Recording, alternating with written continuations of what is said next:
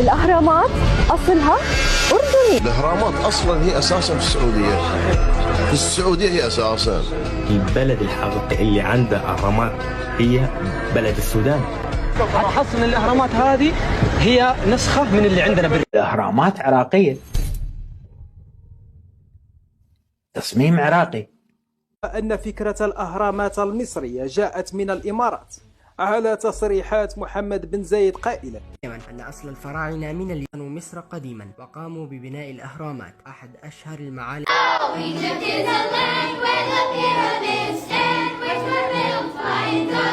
من بنى الأهرامات ليسوا الفراعنة ولكنهم هم قوم عاد. الملياردير المعروف إيلون ماسك تغريدة قال فيها: الكائنات الفضائية هم من بنوا الأهرامات، هذا واضح.